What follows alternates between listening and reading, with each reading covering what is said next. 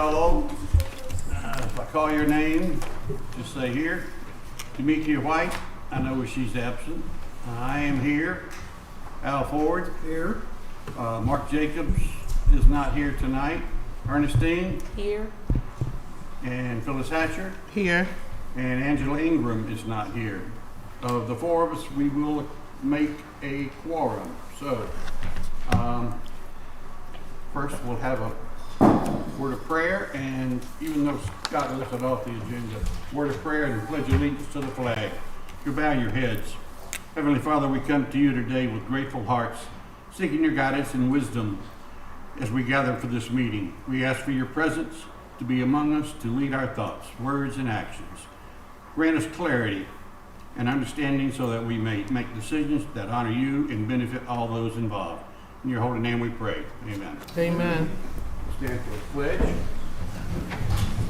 I pledge allegiance to the flag of the United States of America and to the republic for which it stands, one nation, under God, indivisible, with liberty and justice for all.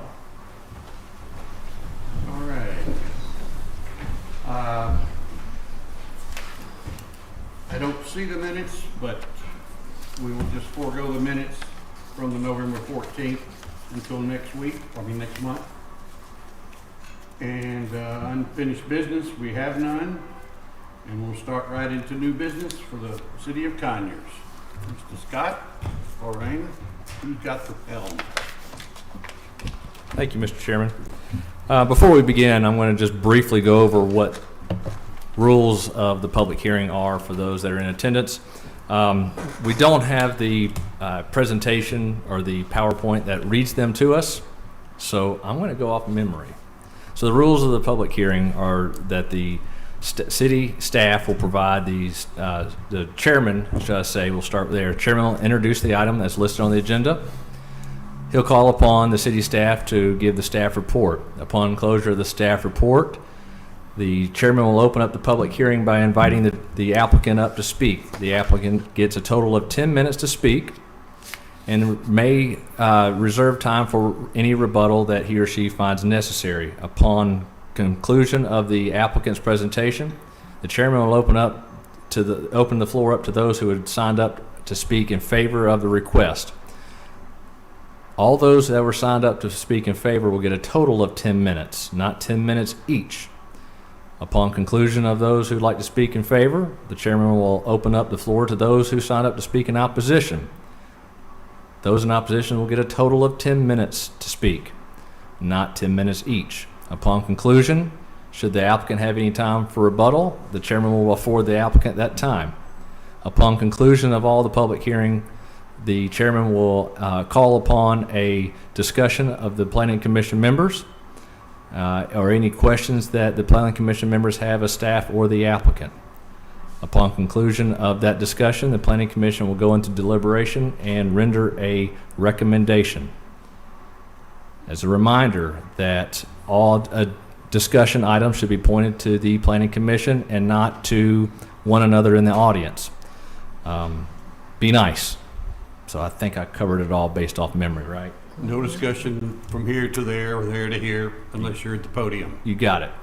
And lastly, make sure everybody's cell phones are in the silent or off position. $10 fine, we each get 10 each, that's $40 a pop. Be glad it's not a full meeting, right? And before you start, Scott, I'm amiss because I didn't say this in the beginning. Some of you know, some of you do not know that Mr. Chris Wheeler has resigned from the county as interim director, and we want to congratulate him on any new endeavor that he moves forward with and wish him the best of luck, and we're all going to miss him. So I just want to get that in. So now you can proceed, sir. Thank you. So the first item on your agenda is a requested text amendment to section 8-7-86.1, which is the design standards for exterior lighting. And I do apologize. We have a very detailed PowerPoint presentation with lots of great pictures and everything. Unfortunately, the computer over there on the side was not playing nice with the thumb drive, so the county staff is in the back room trying to get it to pull up and work for us. So we're not going to wait on that. This ordinance section is just what it's titled, Design Standards for Exterior Lighting. Now, the City of Conyers' current ordinance on exterior lighting is essentially a dark sky ordinance. And the idea behind that is that we have enough light pollution. When's the last time you were able to walk outside your door in Rockdale County and City of Conyers and look up and see the stars? It's been a long time, right? Because of all the light pollution from the lights that we have, from buildings, street lights, everything that exterior lighting, that light bleeds up. So around 2014, the City Council adopted this design standards for exterior lighting to eliminate any new lighting sources being allowed to light upwards or outside of its intended cone of light influence, so to speak. Exterior lighting standards for nighttime are important because it does affect the circadian rhythm of how people sleep, how animals maneuver, and things of that nature. So it has an environmental and a health hazard if we don't have a dark sky. But with this ordinance, again, it was adopted in 2014. There are some things in here that we would like to propose to allow. For example, in your packets, the first item is general lighting standards, and it talks about exterior lighting for all land uses and developments shall be limited to incandescent, fluorescent, metal halide, color-corrected high-pressure sodium lights only. Well, why not LED? LED lights are very cost-effective. They're very energy efficient, and in 2014, LEDs were a new technology. Think about that. Just 10 years ago, they were fairly new technology, and look how far they've advanced. They've advanced to the point where the light intensity, the lumens, which means how bright they shine, can be controlled. So what we're proposing to do here is introduce that LED lights are a type of light that can be used in the city.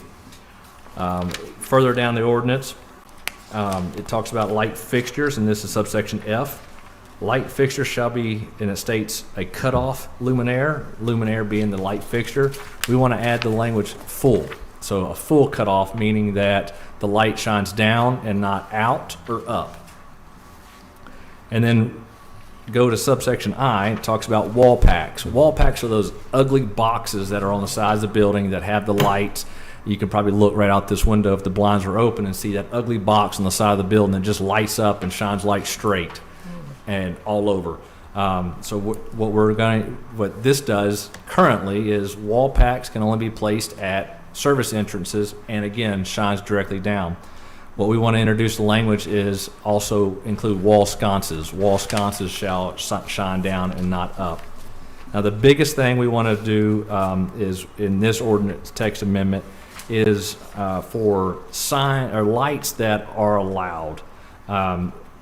There's been a push, and you all probably have seen it. It looks very nice. If you're on Pinterest and Etsy and things like that, or even in your own backyards, you may have this, are the decorative string lights. The kind you can get at big box stores or online at your favorite Amazon shop. These are the lights that have the individual bulbs that hang down, that have the exposed filament. Some of them maybe look like the decorative Edison type bulbs, and they're intended to use for ambiance, for outdoor gatherings or outdoor spaces. Those are currently not allowed in the ordinance, and we've had a lot of requests for that. We've had requests from city council members, and looking at it, we think we can do so, introduce those types of lighting fixtures, while also keeping the purpose and intent of the dark sky, of the protection of the health and safety for circadian rhythm, so on and so forth, by putting some controls on it. And those that we're proposing are that the string lights shall contain individual bulbs that hang below the wire, and that is located within a UL listed weatherproof protective covering, so the wire is protected and it's not going to shock somebody. B, the individual bulb shall be no less than 1 inch in diameter, no greater than 4 inches in diameter. If you think about a 4-inch bulb, if you have like a vanity light that has a strip of bulbs, those are probably the 6 or 8 inch bulbs are really big, so limiting that size bulb on those string lights. And then The individual bulb shall contain a visible filament, be a 40-watt equivalent or less, and produce a Kelvin temperature no greater than 2,700 degrees. Now, 2,700 degrees, you're probably saying, what is that? Well, that's the intensity of the brightness of the bulb. If you look at the bulbs above you in those can lights, they're really white, right? They are probably a 7,000 or maybe close to 10,000 degree Kelvin. That's not the intent of this. The intent is that ambiance that you see on patios and porches to give you not light that you can actually read a magazine at, but light that you can see one another from on a dark night. And then prohibited lighting. In our ordinance, we talk about prohibited lighting. And number 3 of that, we want to introduce LED ribbon. LED ribbon are those, just what it means is a ribbon. And I'm sorry, again, the PowerPoint's not working because there's a good illustration of what a LED ribbon is. Think about Christmas ribbon. And on that ribbon, you have anywhere between 1,000 and 2,000 little bitty LED lights. So we want to prohibit those LED ribbon lights. But that is the ordinance text amendment that's before you. Have any questions? Yes, one question. How does it affect places like the Celtic Tavern and the Point, or not the Point, but the over here behind over there, restaurants that are currently using some things like rope lighting? They wouldn't be. Would they have to remove them? They're currently not allowed. Oh, so rope lighting is not allowed currently? That's correct, and that's what we're bringing in the ordinance to allow that. Well, here you're saying prohibited lighting will be rope lighting. Rope lighting is identified as the LEDs that are within a tubing, Right. and those restaurants are using string lights. And the string lights that we talk about that we would allow. Okay. Amici's, are you familiar with Amici's? Yes. Amici's has a form of string lights. And what we've worked with Amici's is said if you provide those shields that require the light to shine down, you can be in compliance. So anybody that's currently out of compliance is going to be asked to get in compliance? Right, they would likely become compliant with the adoption Okay. of the ordinance to allow the string lights. All right. So like trying to think of who has them. Euros to Go on Irwin Bridge Road. If anyone's gone there in the last 6 months, they've got the string lights Yeah. with the bulbs that are hanging down, things like that. Okay. Yeah, he's made a lot of changes recently in that facility, I know. All right. Any other questions of Scott? So these are only for commercial entities, businesses? It won't apply like at Christmas time or holidays for? So seasonal lights are exempt. Okay. So like, holiday lighting for Christmas, for, people are now using them for, Halloween. Mhm. So those seasonal type lighting are still allowed. Okay. What about residences? If they Sir? residences? Yes, sir. They would still be allowed to put seasonal decoration up. They'd be allowed to put the string lights up in their yards year round and not have any Okay, issues. because I've got rope lighting on my deck and you can't even see it from the street. I just Yep. want to make sure. I'm not going to be breaking it. I just have one question. So the ones that are out of compliance, how long do you give them to get into compliance? Well, currently, if they've got string lights, they're not in compliance. And we work with those property owners to educate them like we did Amici's. You can continue your string lights if you put a shield over them. Okay. Now, the shield's not required if this ordinance is passed. Anybody pretty responsive to the ordinance changes? Sometimes. Any major pushbacks? No, I'm sorry. I can't hear you. Any major pushbacks? Oh, I haven't, I'm not Okay. aware of any, no, sir. I thought you said, have they been compliant? No. Yeah. It's one of the anybody's pushing back on. No, I'm not Okay. aware of. Okay. All right. Do we have anybody to speak tonight in favor or not in favor of? No, sir, it does not look like it. All righty. Anybody have any comments or any reasons? No, I don't have any. All right. Well, I will entertain the motion, ladies and gentlemen. Mr. Chair, What?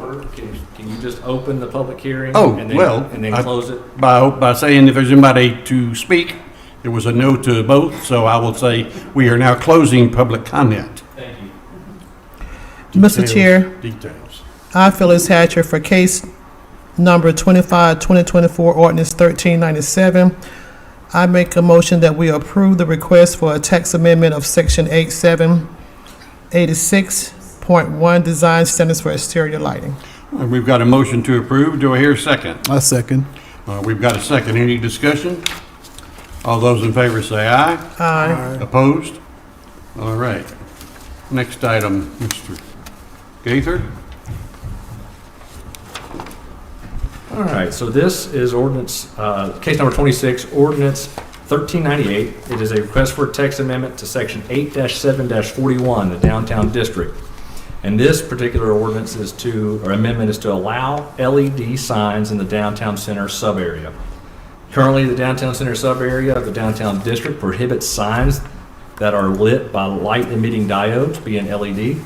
It is likely that this form of illumination was prohibited in their infancy. The light intensity of LED could not be adjusted, and since the downtown center is within the historic district, LED signs are not historically accurate. It made sense to prohibit this form of sign illumination because of the intensity that they provided.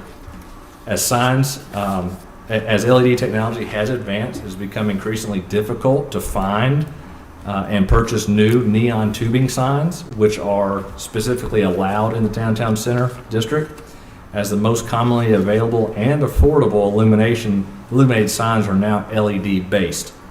The proposed text amendment is to remove the prohibition on LED lit signs in the downtown center sub-area of the downtown district. Most of your signs, like let's say open, used to, it would be made out of neon tubing. The ordinance allowed that, and the ordinance actually desired that. Well, those types of signs, despite what the message says, are getting increasingly more and more difficult to find and more expensive because it does take more man hours to make a glass tube LED sign or a glass tube neon sign because it uses neon gas. So the idea is to allow LED lit signs in the downtown district.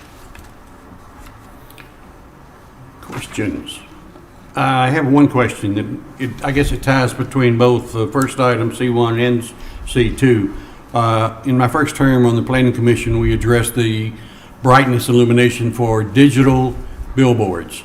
Has that changed at all, or is it still restricted to that certain level that we had back then? And neither of these ordinances apply or would affect that, correct? It would not affect anything to do with LED brightness of a billboard, no, sir. And that still is in effect that when we passed it 15, 16 years ago?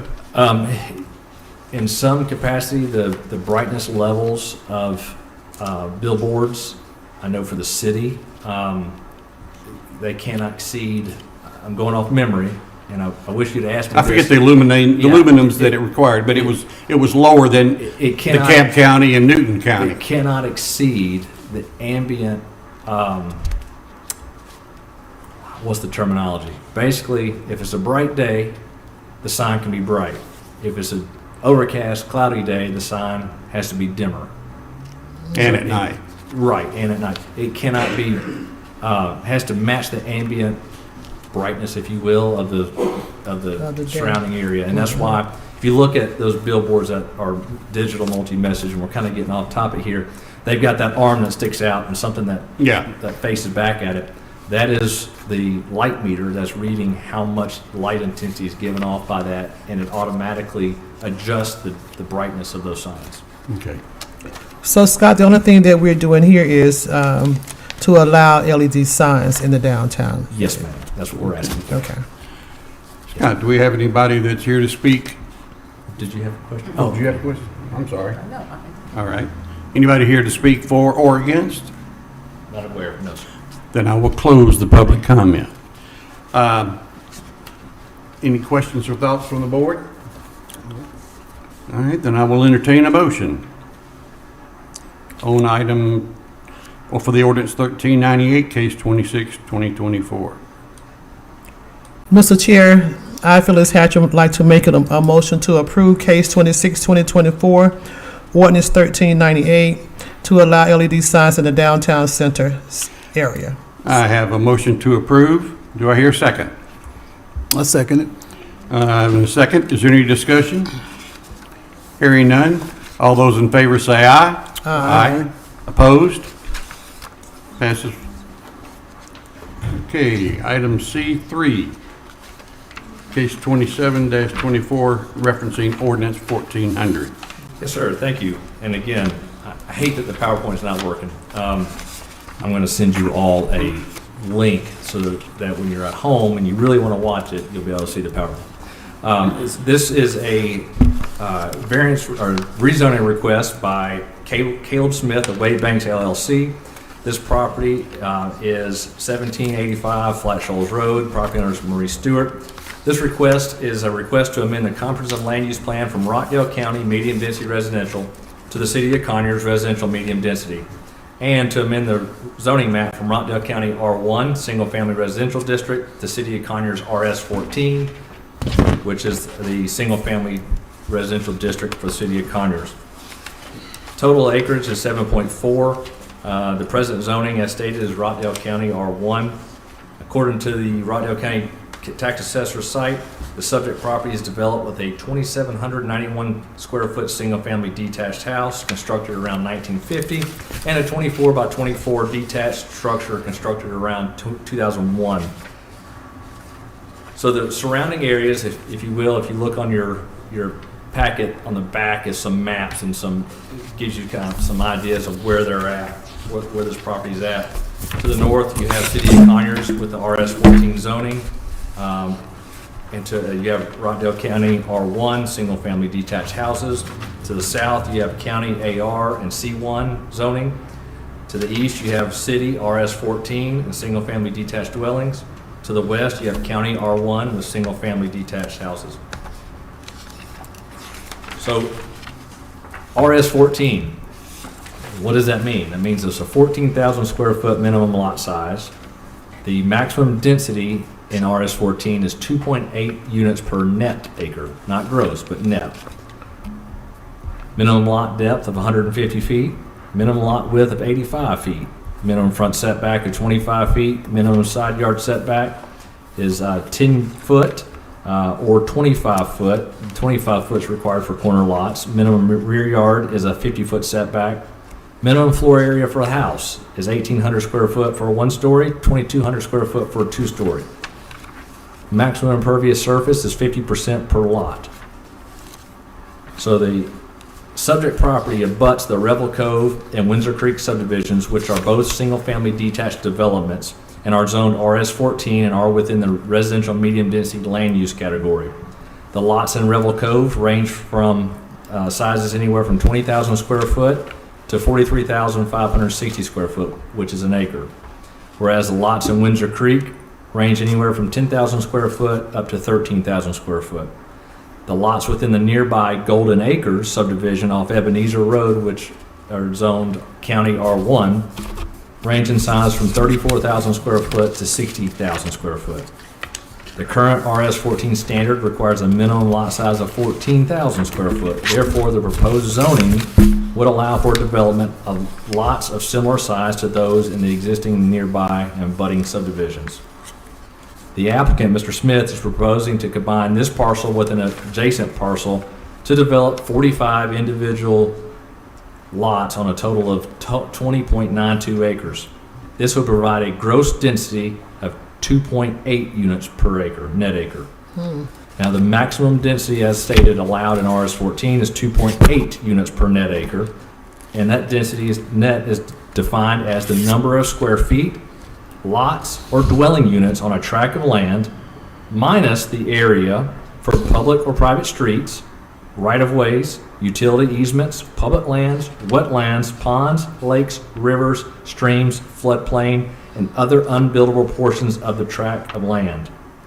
Those other unbuildable portions include but not limited to detention ponds, buffers, required open spaces, etc.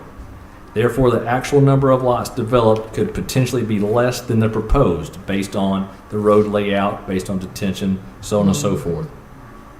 Mr. Smith has requested 3 variances be considered with this request as conditions of zoning. Number 1, request the reduction of the required building setback from 50 foot to 25 foot. This is needed to allow for more courtyard type homes to be constructed, which require a deeper home than a side entry or front entry garage. It'll also allow for the construction of a larger rear deck, porch, or patio. The second variance requested is a waiver to allow for up to 30% of the lots to be less than the required 150-foot minimum depth. And the third is a request an exception from the required 25% of the lots having an 8-foot deep by 10-foot wide covered front entry. All homes will have the required minimum of 4-foot by 6-foot covered entry. In conjunction with this request, he will increase the required minimum rear porch, patio, or deck from a 6-foot by 8-foot to a minimum of 10-foot by 12-foot. He has provided examples, and I put it in your staff reports, of the types of homes, that the courtyard or L-shaped homes that he has provided, and the types of homes that he would desire to build.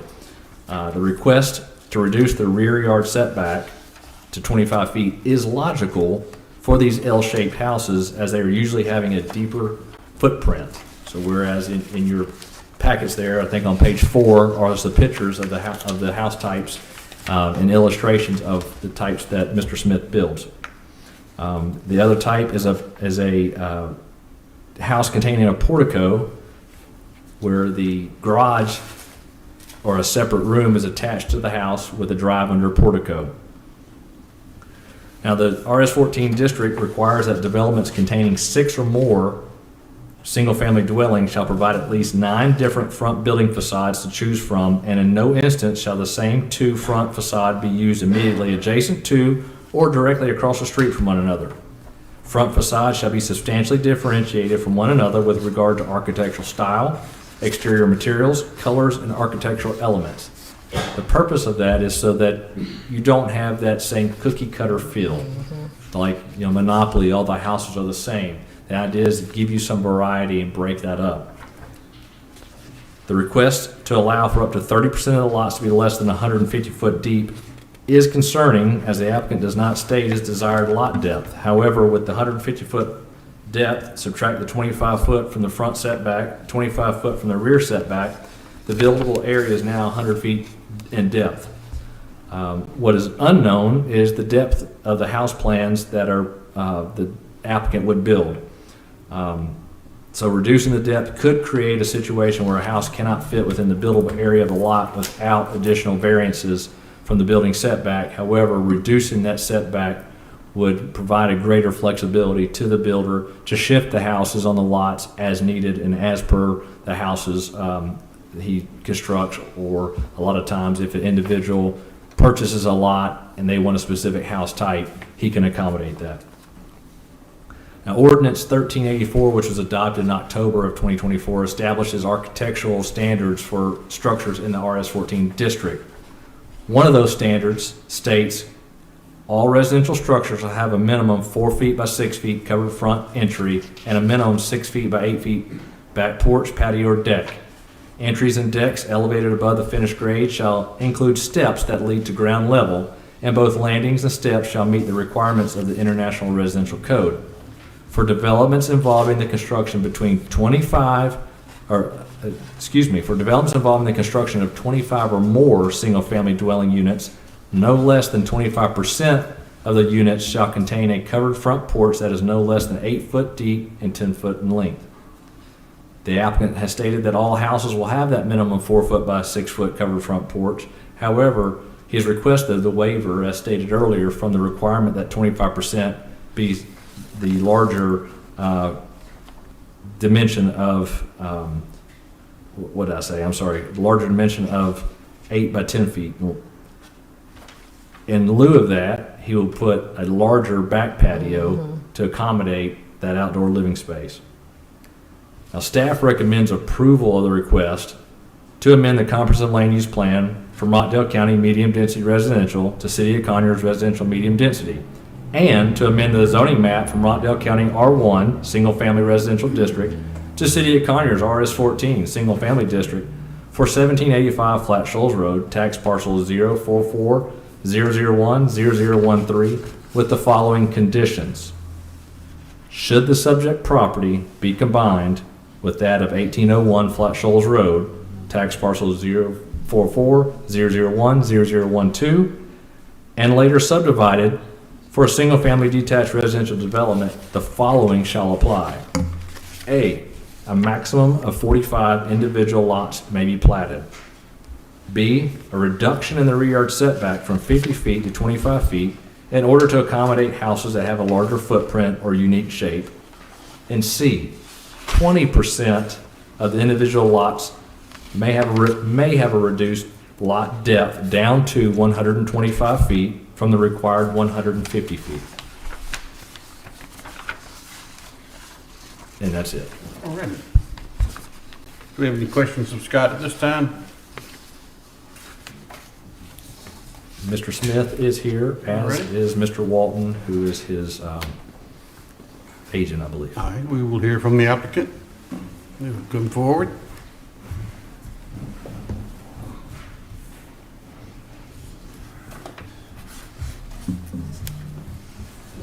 Good evening. Good I'm evening. Caleb Smith.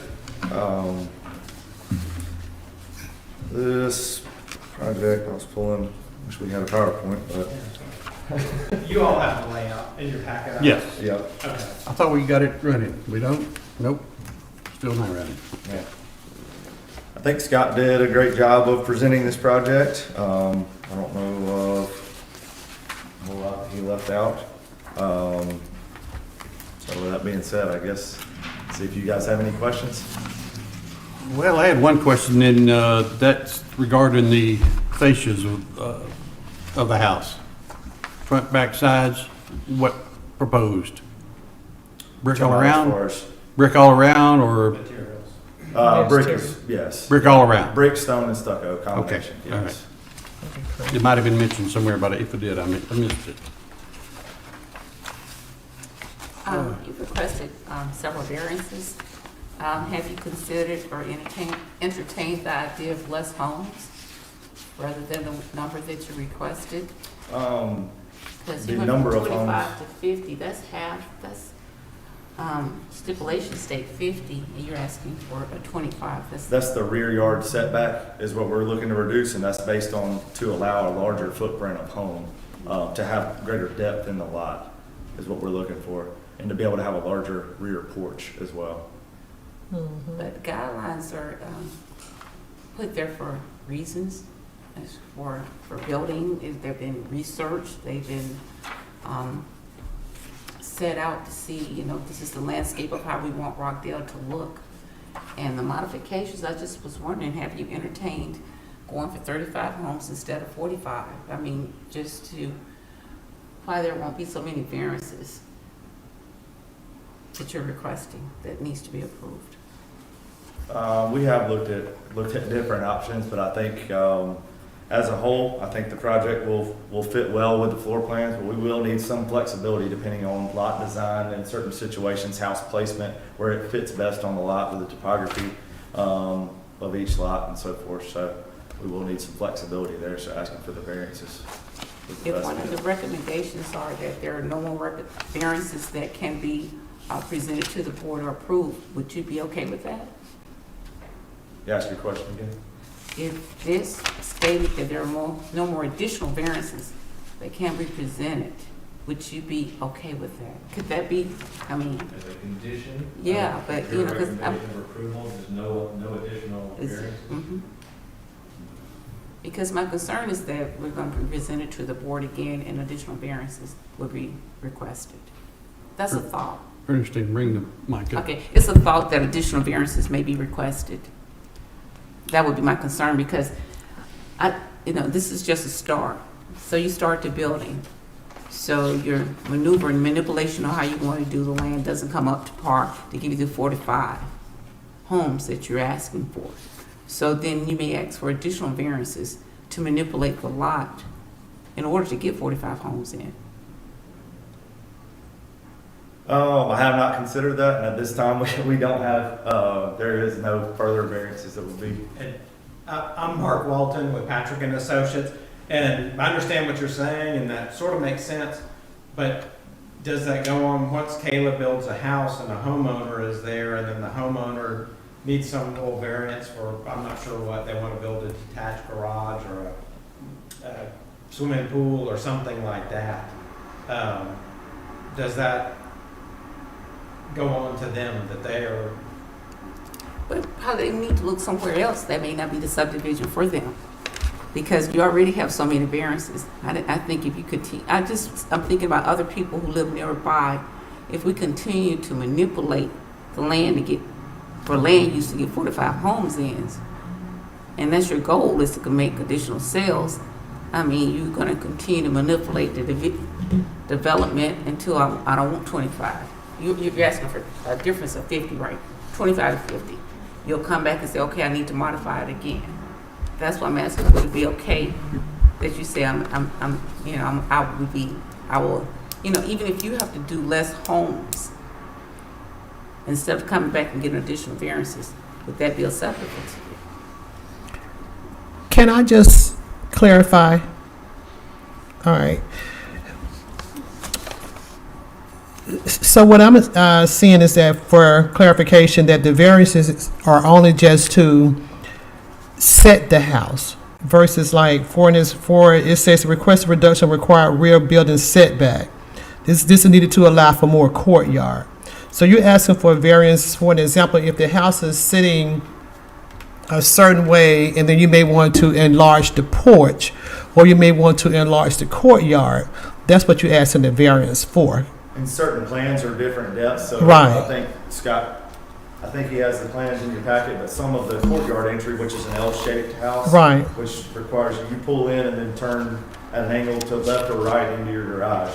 And those basically are put in the garage instead of on the side or a front entry garage. They put the entire garage sticking out in front of the house. Right. Which requires a lot deeper footprint for that. Those will not be on every single lot, but the lots that those are on, which is many of them. Right, then you would need the variance for that. House to go back, depending on the lot. Each lot is shaped differently as Exactly. well. So the house plans are different, and each lot shape is a little bit different as well. They're I understand. not all just perfect rectangles, so. I understand. And a lot of people request a covered back porch, and that would require a variance. I understand. So Thank you. Getting it reduced. Mhm. Also, you had asked for 30%, your homes, how many lots per homes, you had asked for additional 30% instead of what is stated. I'm just saying this, as far as a builder coming in, Rockdale County does have, the city of County does have lot sizes. So if you're giving that variance, I just think it's manipulating the land use. If it's not enough land use there for 45 homes, it's not. That's just a thought. I'm just asking, because I don't understand. And I think we can get all of the same 45 without any of the variances. What this allows for is design flexibility on the homes themselves. The lots, we can meet code with the lots. If Caleb, I'm not sure, he's also developed Waterford Point Reserve, which is just down the street on Flat Shoals Road, and they're nice big houses. And he's trying to build a similar type of house, but they're going to have to be courtyards because we don't have the option of the side entry. And so this is just providing more design flexibility. And when a potential homeowner comes up and says, I want to build a house on whatever lot, it just provides him with the flexibility to put them on that particular lot. So it's not gaining us more lots. It's allowing him to better serve the market with the homes that he builds. Or to keep coming back individually for each lot if we want the customer comes to me and wants a custom home with this certain plan on a certain lot, we would have to go individually apply for each variance for each lot that didn't fit. Wouldn't it reduce the possibility of having to change or ask for more variances if you, say, reduced it to 40 lots? I mean, That's the That- question I'm asking. if you reduce it to 40, wouldn't that reduce the need for flexibility? What it would do is the lots would just be a little bit wider, but the front to back would stay the same. It's the geometry of the properties make it where we have, basically where those roads are, is pretty much where they would be, just on your little packets there. Just the shape of the land makes it where you have a road there and a road coming out there and that road in there. They really can't move forward, backwards, or whatever. What it would do is if we lost 4 lots, these guys would just get a little bit wider. And he's not asking for reductions in side setbacks. He's asking in the front to back so that he can have a courtyard type plan where the garage pokes out to the front and you sort of pull up and then turn in front of your house into your garage. And then also, I believe the request is to amend the comprehensive land use plan from Rockdale County, medium density to residential, to City of Conyers, residential medium density. So I think that is the request. And then also the request is to amend the official zoning map from Rockdale County R1 Single Family District to the City of Conyers RS 14 Single Family District. But And I there's think also that is a variances request he- that is- yeah, he's that is also being asking for asked. variances, I Am I think. correct on that? Yes, ma'am. It's a rezoning. Right. So it's currently zoned in Rockdale County, currently has Rockdale County land use. The Planning So- Commission does not hear requests for annexations. Only City Council has that authority to do so. Right. There's no public hearing for annexation, only on zoning. So the zoning request and land use amendment to bring it into the city, you can't annex property without a zoning. Right. So that is why we have the comprehensive plan amendment and rezoning amendment before you for your consideration. Exactly. Well, I Thank you. don't understand, Scott, but why would you bring that information regarding the variances he's asking if that's nothing we're voting on? No, ma'am, we are voting on that. Okay. Those are variances because in the city of Conyers, with a rezoning request, the applicant has the authority to request variances as part of their zoning. Those variances, if approved, are considered conditions of approval. And that is what's drafted in your staff report is staff recommends approval of the land use map amendment and zoning with those conditions, limiting the number of lots, allowing the reduction in the rear yard setback from 50 to 25 for the flexibility of the homes, and the reduction to 20% of the lots, which if it's 45 maximum that he builds, 20% is 9. 9 lots, that would be less than the 150-foot depth. So that those are the Because I think he asked for 30%. he did ask, for it. Yes, ma'am. Yes, ma'am. The staff is comfortable with 20% of the Okay. lots. That means Mark has to sharpen his pencil a little bit and find ways to shift the road in the design, so that all but 9 lots, that have to meet 150 foot of depth. Understanding your point of view, if these are the standards, why can't you meet these standards? We look at it as, yes, you're correct, but is there room for flexibility? If there is, what's the minimum amount of flexibility that would allow the development to occur? In a staff's belief, those conditions that we recommended are the minimum variances that would allow the development to occur. I would like to address your idea about putting a 4th condition that says no additional variances can be granted. Staff's not real in favor of that, and here's why. Conditions of zoning run with the property, which means if this gets approved, Mr. Smith builds a house and sells it to Tom or somebody, and Tom wants to put in a pool. Goes in the backyard. he needs a variance from a side yard setback or a rear yard setback to put in his pool. In addition, the zoning says no more variances can be granted. So the idea is good up front.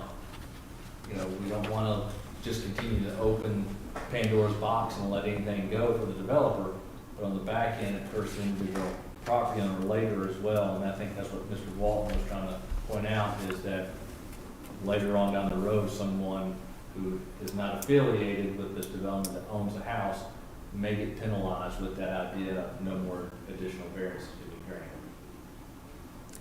I do have a concern about the 45 lots, because as a builder, and if I wanted to do business in Rockdale County, I would have to adhere to some of the standards set forth.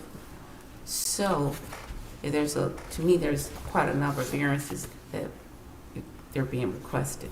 So, could one of the variances be, or one of the requested changes be from the city, instead of the 45 properties? Could they possibly want to build 40 properties? So that gives them more room to do their own variances within the existing lot they have. So that's the beauty of this democratic process, is you guys are a body that makes recommendations to the mayor and council. You guys can make that recommendation. Yes, ma'am, absolutely. You guys can put a cap. The planning commission recommends a cap of 40 platted lots, and that recommendation is then presented to the city council at their public hearing, and they make that decision. Okay. I think that's the direction I would take, would be to recommend another condition than reducing it to 40 lots. Just to make it easier, it's gonna make more work on Mark, but I think it would make a better subdivision with a little bit larger lots. That's just my opinion. Any further questions of the applicant? Oh, no. Hearing none, we will open this up to anybody who's come forward to speak. I don't have anyone signed up to speak for, but I do have those two cards. Okay. All righty. We'll first hear from Marie Withers. Marie? Yes, ma'am. If you'll pull the microphone down so we can hear you. That's all right. We're not here to judge, we're just here to listen. I'm here to judge. I didn't do it. Okay, my family's been here since 1952, and my property is at Ebenezer and Flat Shoals, right across the street from what they're attempting to do. They will be at the intersection of Flat Shoals and Ebenezer, and I don't know if you travel that area. The traffic is horrendous. I have almost 18 acres of old forest in that triangle with Johnson, Flat Shoals, and Ebenezer. My driveway comes out on Flat Shoals. Most of the time I have to wait and wait and wait to get out of my driveway, either to go somewhere or just to get to my mailbox, which I have to have they require me to have across the street. So I have let my family know that if I'm missing for a few days, check the ditch behind my mailbox. Legitimate request. All right. And so anyway, I'm a tree hugger. I live in the middle of an old forest, as I said, and I'd like to keep it that way. And I just don't see how we can take any more traffic in that area. I think some of it that you see on Ebenezer is coming across 138 trying to get to I-20. It's just zooming through there. And then you've got it from Flat Shoals trying to get to Johnson, to Old Town, or over to the 138. But anyway, I just feel like it's time for City of Conyers and Rockdale County to stop building places for people to live. Thank you, ma'am. Next up, we have Penny McBurnett. Penny, you'll come to the podium. First time for me as well. Thank y'all so much. It's been very interesting with this process. We live on Ebenezer Road, Flat Shoals and Ebenezer right there. I agree totally that traffic is a concern for me. You're gonna put 45 homes, all those cars, and you've got that intersection right there. I'm not sure how all that's gonna flow going in and out of there. I tried my best to write down as much as the gentleman was talking, but he was reading so fast. Do we, as the public, get access to like the data that you read off and the Yes, plats ma'am. and all that other stuff that we get to look at? Okay. Do we have to go somewhere to request it, or? You can email it to us, and we'll be happy to email Okay, okay. That's just been an overall question anyway. Is your contact email on the card? It is, yes. I'll email it to Oh, you. great. Thank you so much. And my one question about what you were asking for is his comment about limiting the variances for other future homeowners. But could it also be, if you went that route, could it also be put limited on the applicant at that level? That was what thought through my head, feeding on what you were talking about previously as well. So, yeah. Okay. Thank you very y'all much. We appreciate it. The podium didn't bite, did it? No, it didn't. Scott, I have put the request on their cards to be emailed, the data and email addresses for both of them. We'll send it to you too. All right, and we have nobody here to speak in favor of, and no other opposition cards, so we will consider the public comment closed at this time. Any discussion around here? So what was your main point? Do you feel comfortable in making the addition to 40 lots? Yes, if we approve it. What about you, fellas? Is that comfortable? Well, for me, I don't think it was just the lot sizes. I was actually reading the variance, and what she was saying in regards to the variance. So I would say that item number 2 on the variance, to allow 30% of the lots to be less than required, I would be abstaining for that. And then item 3 is fine for the variance for me. Item 1, I would abstain from 1 and 2. All right, so you would want to remove those items from your vote? Yes. You would not be able to remove just one item from your vote. We would have to do it collectively by removing that Right. item. So And you're looking to get rid of item 2 and let them include 1 and 3. Is that what you're saying? to get rid of 1 and 2 and Get rid of 1 and 2. right. Because she made a comment that said that why can't he build according to what we already have in place, and I'm definite for that. But well, just keep 1 and just get rid of 2 Scott, you want to address that? on the variance. So with the staff's recommendation is the approval of the land use map amendment and zoning amendment, in that should the subject property be combined with 1801 Flat Shoals Road and later subdivided for a single-family detached residential development, then the following conditions would apply. A maximum of 45 individual lots, a reduction in the rear yard setback from 50 to 25 feet, and that was the variance request number 1. And C would be 20% of the individual lots may have a reduced depth from 125 feet to 150 feet. That would be request similar to request number 2. Staff is neither in support of or in opposed to the applicant's request for the third variance to reduce the number of houses that, or reduce the 25% of the houses having larger front porches. That is, staff doesn't feel one way or another about that, so we did not address that.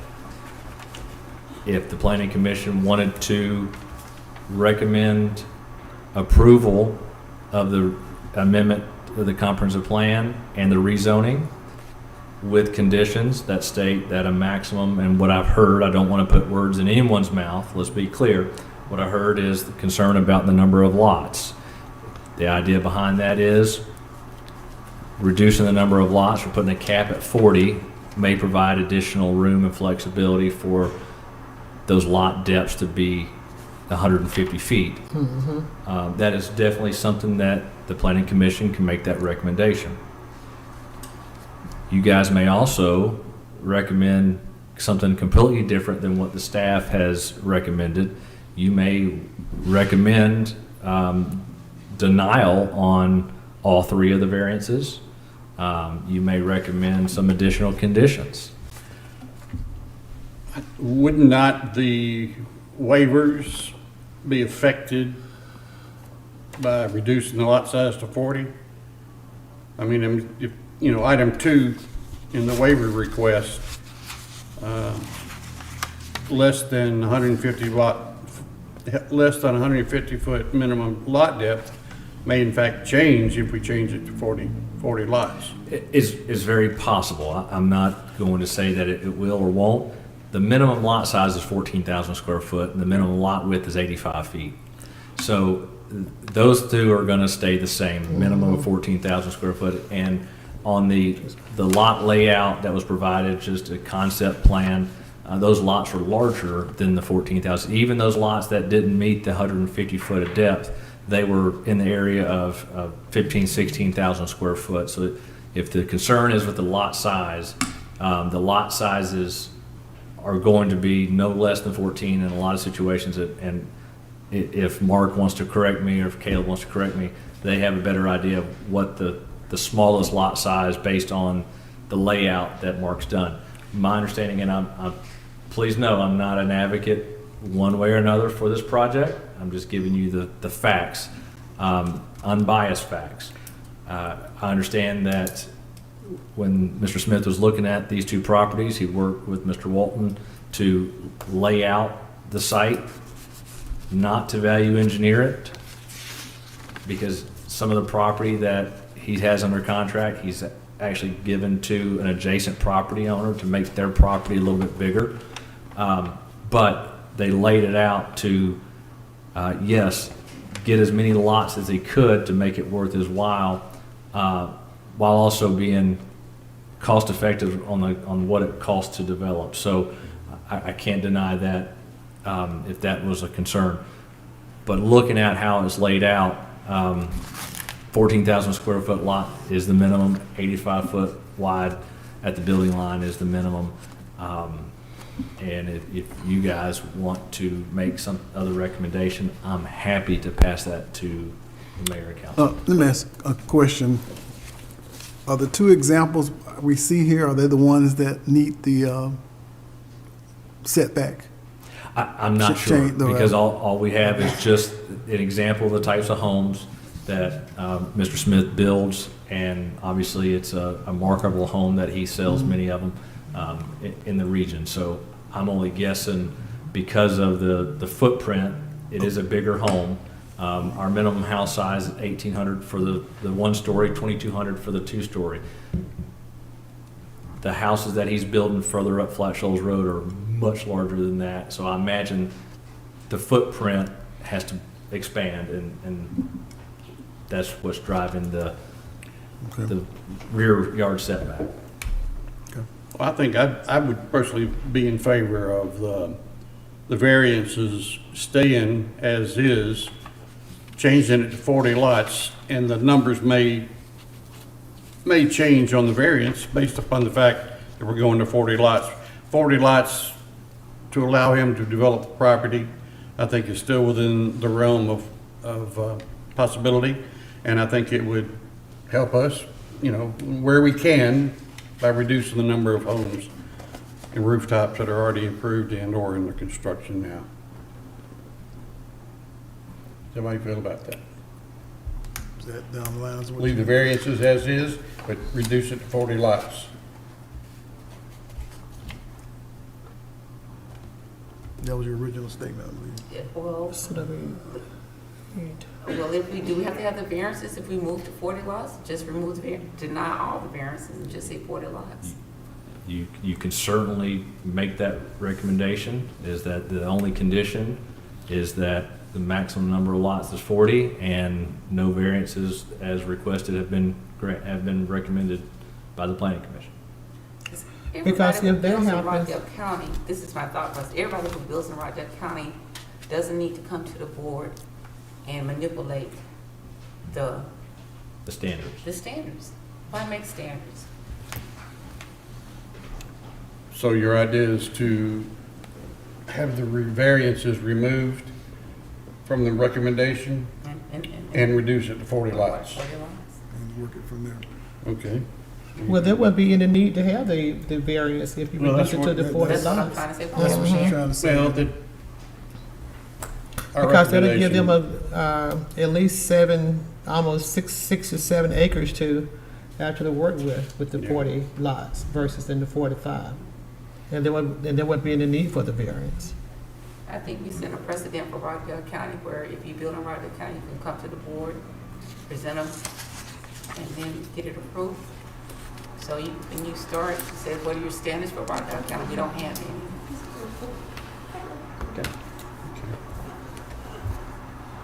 Okay. All right. I'll entertain a motion then at this point. I can't even see. The discussion was around removing the variances from the recommendation, Remove variances. add it to 40 lots on item A, Reduce it to 40 lots. reduce it to 40 lots. Yep. That's where we are. So, Mr. Chairman, Yes. before a motion is made, let me be clear.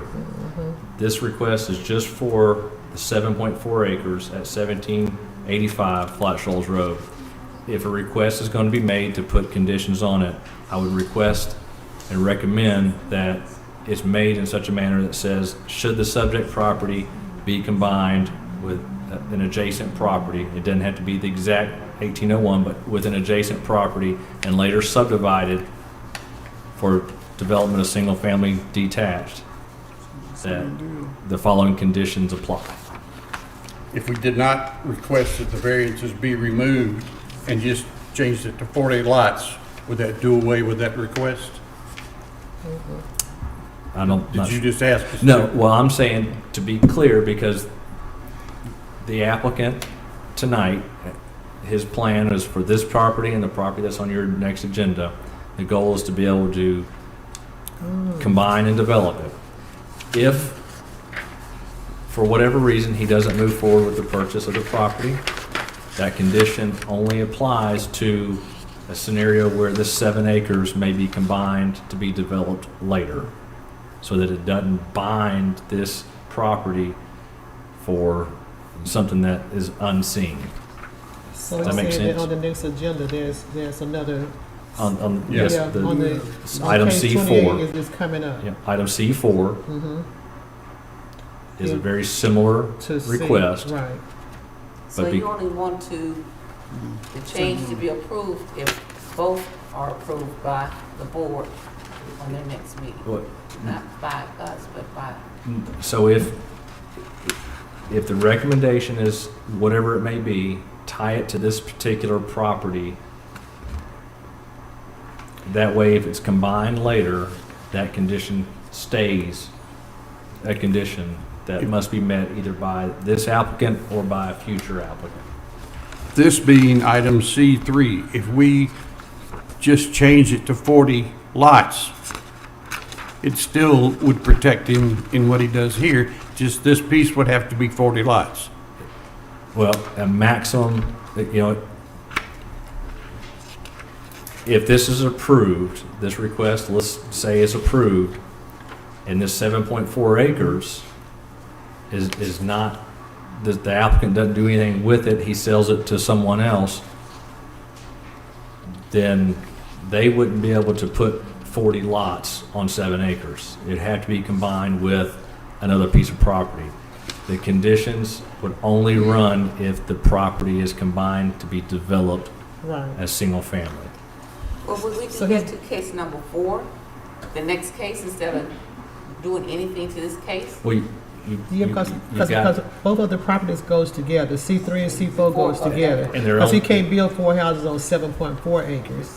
40 houses. So he has to have 13.2 and 7.4 in order to build the 40 houses. And that, because it's two separate applications, because Right. it's two separate properties.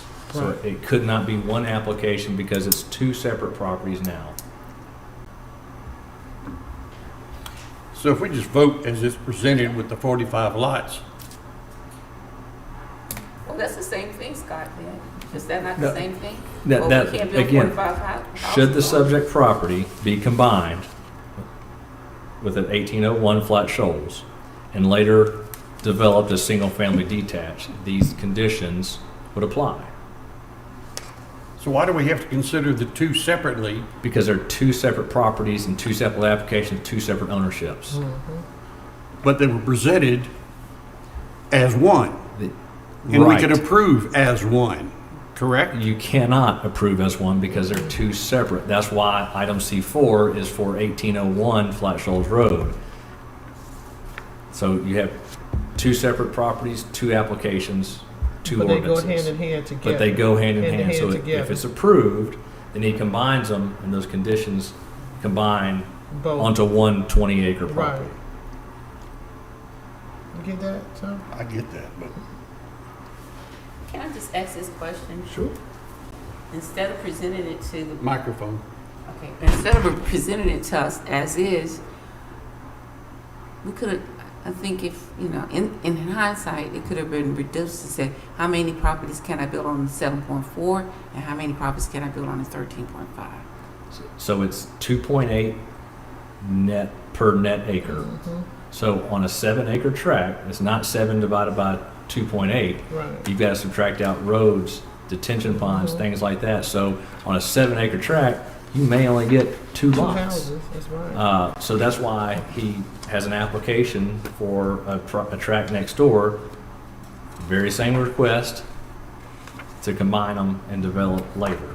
Well, why didn't he go buy them first and then come to the board and request? Well, so I believe one of them he does own, one he has a contract on.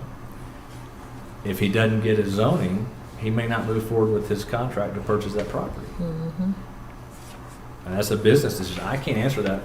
I'm just can answer that. asking, Yeah. because just asking to be some. To learn. To learn, exactly. I agree with you, yeah. To me, from a staff point of view, I'm going to be selfish and say, you go ahead and buy that lot and combine it, so I've got one application. I've got one public hearing, I've got one advertisement, I got one sign to post. So it reduces my workload, but unfortunately, it's two applications.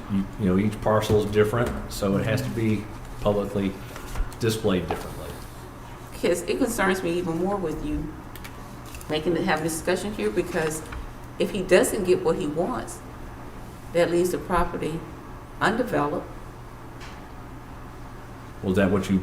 I mean, if I he mean, doesn't, it if he just- doesn't get what he wants, he combine. walks away. He don't do the project, And and then- the property zoned RS14 in the city. So we've changed and modified it and to meet a demand, and if he doesn't develop it, we redefine the property from what it currently is.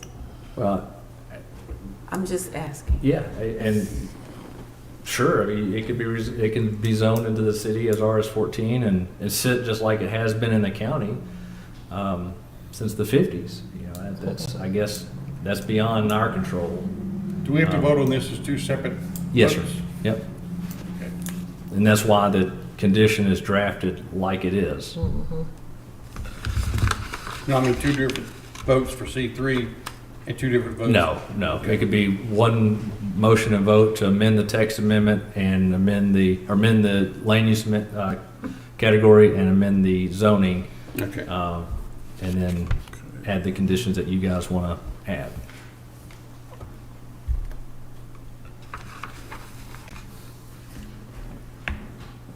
Well, Tom, since C3 and C4 go together, and I see that the variance for C4 are the same for C3. So I don't see any reason why we should even, why should we not just approve it? Because if you still try to reduce the houses, you would still have to, if you try to reduce the lots, it's gonna be hard for you to reduce the lots from C3 and from C4. Okay, I agree with you on that.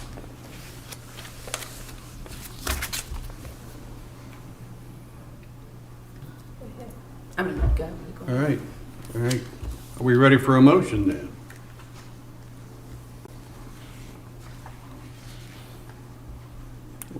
What's your pleasure, commissioners?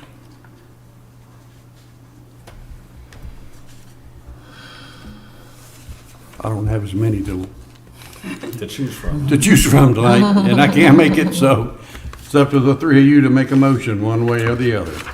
I make a motion to deny case number 27 2024, ordinance 1400. I have a motion to deny case 27, 2024 for ordinance 1400. Do I hear a second? Hearing none, the motion fails. Do I hear another motion? Yes, Mr. Chair, I make a motion that we approve item C3, case 27, 2024, ordinance 400, combining case, can I combine those both together, Scott? No, ma'am, not Okay, yet. just only one at a time. Yes, All ma'am. right. Okay. Mr. Chair, I make a motion that we approve case 2724, ordinance 1400, a request to amend the comprehensive land use plan for Rockdale County medium density residential to City of Conyers residential medium density, and to amend the official zoning map from Rockdale County R1 single family district to City of Conyers RS14 single family district. All right, we got a motion to approve case 2724. Do I hear a second?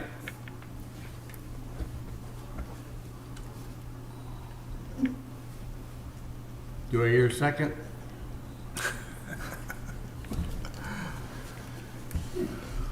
This is not easy with just three people, ladies and gentlemen. We have to make a vote one way or the other. And at this point, we're stalemated, so I can't make a recommendation. Or can I? I can't make a motion. Or can I second?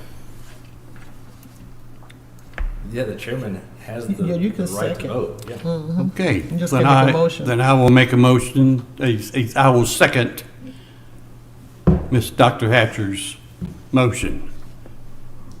We have a motion, Is a that- second, Is that with conditions? No, with, that's as is, as is. Just approve, no variances, no conditions? as is, Okay, no maximum lot of 40? no change. No. Just the way you wrote it up. Okay. We've got a motion and a second. Do I hear any discussion?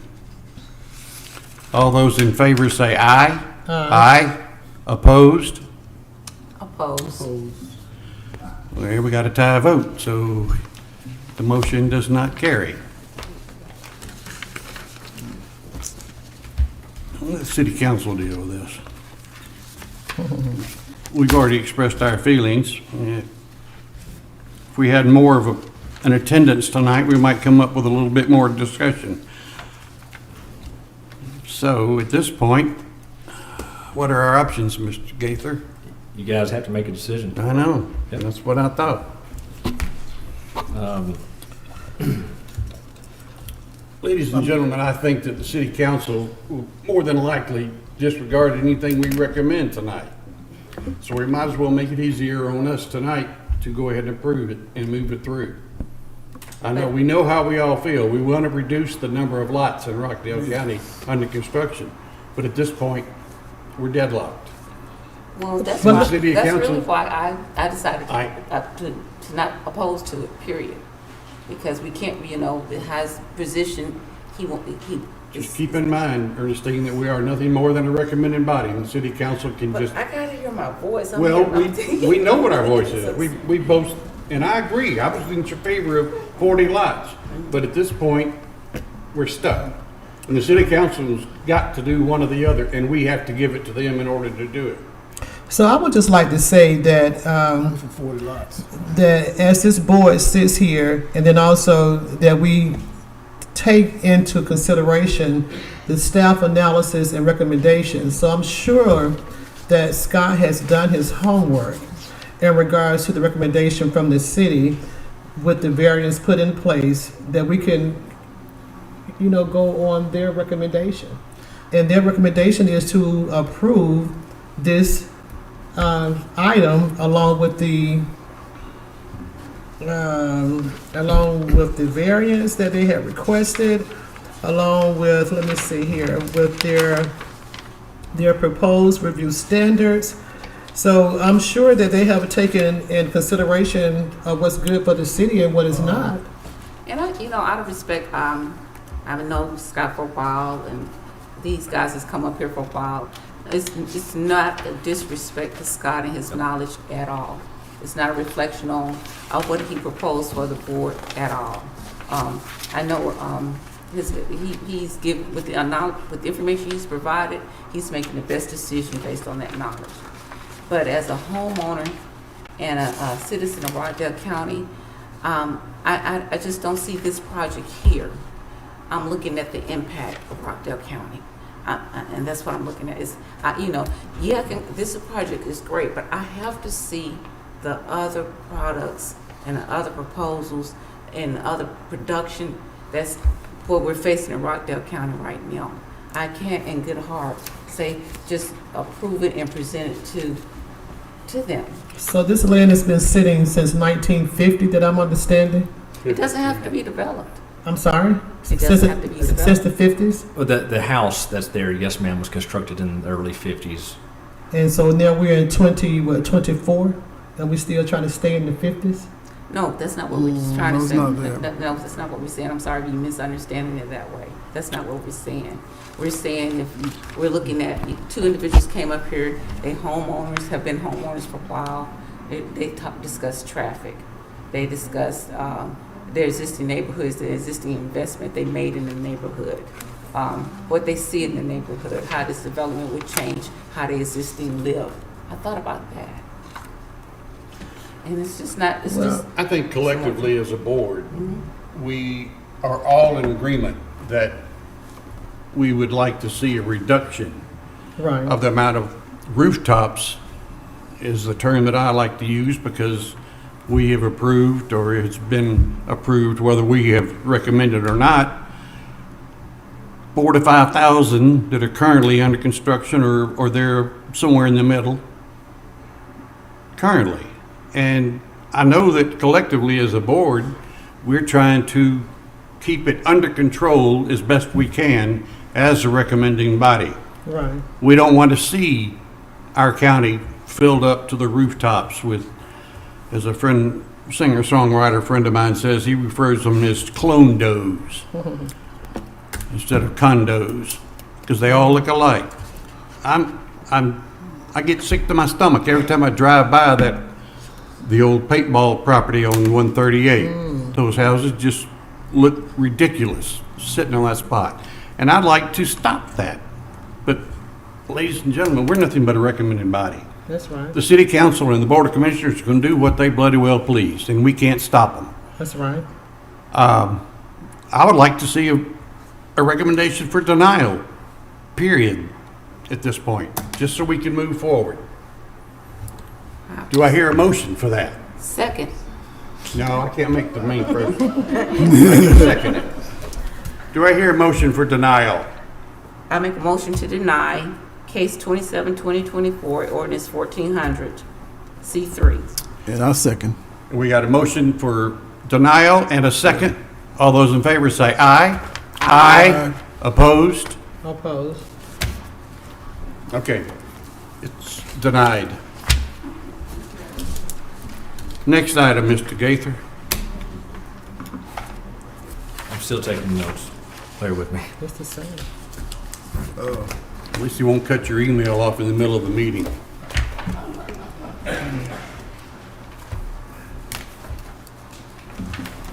Okay, so the next item is request for Amendment to the comprehensive land use plan from Rockdale County medium density residential to the city of Conyers residential medium density, and to amend the zoning map from Rockdale County R1 single family residential district to city of Conyers RS14 single family district. Request is made by Mr. Caleb Smith of Wade Banks LLC. The property owner is Wade Banks LLC. This is located at 1801 Flat Shoals Road, parcel 04410112. Very similar to the last case. According to Q Public, the Rockdale County Tax Assessor's site, subject property is developed with a 2,992 square foot single family detached home that was constructed around 1946 and several smaller accessory buildings. Very similar to the last request. Same variances being requested and the same staff recommendation to approve with that condition. Should the subject property be combined with 1785 Flat Shoals Road, tax parcel 44-001-0013, and later subdivided for single-family detached residential development, the following shall apply. Maximum of 45 individual lots may be platted. Reduction in rear yard setback from 50 to 25 feet in order to accommodate the houses with a larger footprint or unique shape. And 20% of the individual lots may have a reduced lot depth down to 125 feet from the required minimum of 150 feet. Any questions, Mr. Gaither? We'll hear from the applicant. We're good. Okay. Anything with a red card? No one signed up to speak in favor, but there's two that signed up to speak in opposition. Alrighty. We'll first hear from Marie Withers. Would you like to speak, Marie? I have the same. Okay. All right. Then we'll go on to Penny McBurnett. Or Burnett. How do you pronounce it? McBurnett or McBurnett? Put a little southern drawl in there, you're good. Okay, a little Irish or Scottish with it. Yes, ma'am. Go right ahead. I just wanted to clarify, in hearing everything else after my other comment, your question about has the property been sitting there since 1950? Miss Hill lived there since then, and she passed away earlier this year. Okay, So- sorry to hear that. Yeah, so the property it hasn't been abandoned all those years, it's been Oh, lived okay. in. Same thing with Miss Stewart's property, the one we just talked about before. Somebody has lived there all these years. And also I got married in 1987, we've been living there since then as well. My husband's family's lived there forever. They born and grew up there. One other question, when we were talking about the two separate properties, and I think I know the answer, but just to confirm, the 40 properties is on the two pieces of land, not just the one. Okay, that's what I thought, but I just wanted to, 40, 45, whatever it is, okay? Thank you. Thank y'all so much. And Scott will send to both of you the data. Thank you. Anything further, Mr. Gaither, on this one? All right, any discussion? No discussion. I'll take a motion. Do I hear a motion on item C4, case 28, 2024? I make a motion to deny item C4, case 28, 2024, ordinance 1402. I've got a motion to deny. Do I hear a second? A second. We've got a motion to deny and a second. Any discussion? Hearing none. All those in favor to deny, say aye. Aye. Aye. And opposed? Aye, Phyllis opposed. We have 3-1 to deny. And I hope that, those listening here in the building, and if they're, I don't know if we're on Facebook tonight, and I would like it to be known to the city council, Mr. Gaither, if you can make sure that they understand that we sometimes feel like our arms are tied, but our sentiment is for the development of the county and the city to try to maintain some sort of semblance of sanity. And we are so small and we have to watch the way we grow. And I think unfortunately it's going too fast, too soon, but there again, You just can recommend. All right, Mr. Gaither, item C5, case 29-2024. Request for a special use permit to establish a tractor-trailer truck stop. Truck parking. Thank you, Mr. Chairman. Nope, it's not Mr. No, Gaither. it's me. You're tired of me. Don't want to listen no more. All right. So, as Mr. Chairman stated, this is a request for a special use permit to establish a tractor-trailer truck parking in the ID zoning district. The request is for 2060 East Park Drive, 9.74 acres, and it's currently zoned industrial distribution. The current site is platted of the Conyers Rockdale Industrial Park and is currently undeveloped. The site is heavily vegetated, and the Williams Transcontinental Gas Pipeline runs through the northwestern portion of the property. The subject property, as I stated, is located within the industrial park.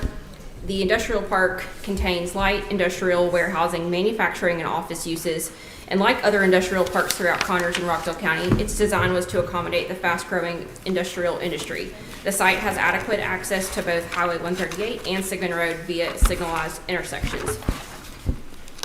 For special use permit requests is to provide for uses that are generally compatible with the characteristics of a zoning district, but that require individual review of their location, design, intensity, configuration, and public facility impact to determine the appropriateness of the use of any particular site in the district and their compatibility with adjacent uses. Special uses may require the imposition of additional conditions to make the uses compatible in their specific context. Tractor-trailer truck parking is defined as an area designated and designed for the parking of vehicles, for which a commercial driver's license is required to operate said vehicles and where a fee, contract, or membership is required for entry. As I stated earlier, the site is 9.74 acres. However, approximately 2 acres of the site contains the transcontinental gas pipeline. You can see in the aerial photos that I provided, you can see that pipeline that's running through it, as well as on the concept plan that the applicant provided as well. So without developing over the gas pipeline, the applicant has approximately 7.74 acres of developable area. The applicant has provided a conceptual plan proposing 84 tractor-trailer parking spaces. It should be noted that this is a concept plan and does not provide enough information to determine if the development complies with the supplemental use standards for tractor-trailer parking, stormwater management, driveway design standards, and landscape requirements. So, on that last page, staff did provide the concept plan that was provided from the applicant, I believe last Monday, so like December 2nd. The applicant has since changed that concept plan, and he provided it to me yesterday. So obviously you guys have received your staff reports last week, so we haven't had time to update that. The applicant has updated conceptual site plans for you guys tonight, and if the PowerPoint was working, then obviously I'd be able to show you and compare the two. Before we get too far into the weeds, as far as basing a recommendation on the specific site plan that the applicant provided from staff's point of view and perspective and the standards that are in place for tractor-trailer truck parking. The conceptual plan that the applicant provided will not meet the standards for it. So I want to be clear that we need to look at the specific use, and if you as the planning commission members think that the use is suitable in this area and not set on what the applicant provided for the conceptual site plan. Things like a retention pond, they're not sure. Yes, like there are no stormwater management, there's no detention ponds, there's no landscape islands, there's no trees, there's no lighting that's proposed. I'm not even sure that some of the turning radiuses will be suitable for tractor trailer trucks to come in and out. As I stated, the applicant is here, has a different concept plan, still the same concerns from staff. So we just need to look at the use and if it's suitable in this area. What are the rules and regulations on access and usability of the pipeline property? Can they do anything on it? Could they put a retention pond on it if I don't know about there being a detention pond on there. I know that typically Williams would prefer for developments not to be on the pipeline. but it really just depends because the pipeline that's under the ground is at different depths. So I think if it's at a deeper depth, then maybe some development is suitable. Whereas if it's real shallow to the surface, it may not be able to withstand any I type would of think development that on top of it. federal regulations would mostly apply to this as far as the pipeline would go. Yeah, so any 'Cause type it's of it's an interstate. right. So any type of development that if they were proposing to do it over the pipeline, they would have to receive approval Yeah. from Williams to do that. That's outside of what we can do as the Right. city. So the supplemental use standards for tractor trailer truck parking is in the staff report that is provided to you. And also, you guys may have heard this similar request earlier in the year. There was the truck parking that was approved at the corner of East Park Drive and Sigmund Road back in March. So this is They were kind of, finished, is it built out? no, sir. Okay. With that said, staff does recommend approval for the request for the special use permit to establish a tractor trailer parking area at tax parcel 071-001, I'm sorry, 0010117 with the following conditions. Each parking space shall be demarcated or striped. Each vehicle shall be parked in a designated parking space. Vehicles parked in drive aisles are prohibited, and while parked on the premises, sleeping in a vehicle is prohibited. The agent, Mr. Brent Fisher, is here on behalf of the applicant, and he is here tonight. If you have any questions for me, I'd be happy to answer them now, or Okay, those are the only three conditions?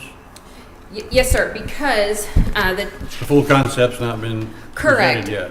well, and the truck parking ordinance that we have, the supplemental use standards, are very detailed and will kind of govern how that development is developed based off of those standards.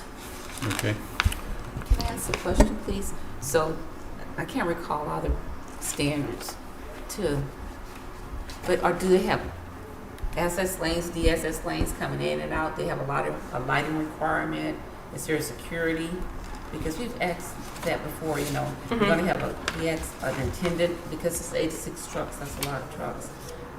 You know, attendant on duty at least, you know, sometime during the day. I mean, are those requirements that's outlined within Rockdale, City of Conyers standards? So the supplemental use standards that you have in your staff report, there are standards that it doesn't outline the decel lanes. That would come on when we receive the civil plans for this development, as far as if those are needed.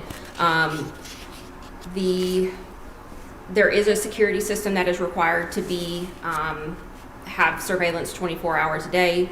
I forget the other one that you asked me. They're all in the outline in the supplemental use standards. So,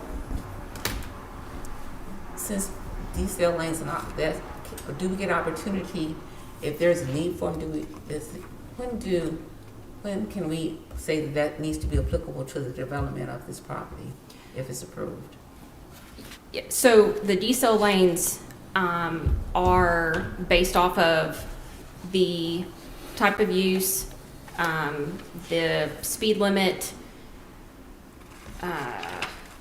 the visibility, like if it's on a hill, that kind of thing. And that we already have those standards that we have already adopted. And that's already something that's part of the ordinance. It doesn't pertain to the truck parking because those requirements can apply to any type of development. So they're gonna overlay this development as well? Yes, so when we receive those full set of civil plans for the applicant to develop that property, that is when we would say, hey, you need a decel lane, that type of thing.